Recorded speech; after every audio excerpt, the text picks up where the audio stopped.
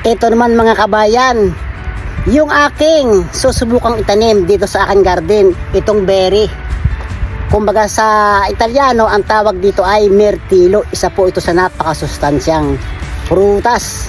Kaya ayan, kung makikita nyo itong ating dalawang punong ito, meron na rin siyang mga bungang maliliit. Kaya nakapaghukay na tayo nung ating tataniman at nilagyan na rin natin ng pataba sa ilalim para mas mabilis siyang gumanda. Kaya mga kabayan, ito na yung dalawang puno nating ilalagay dito sa ginawa kong butas na ating pagtataniman. Ayan.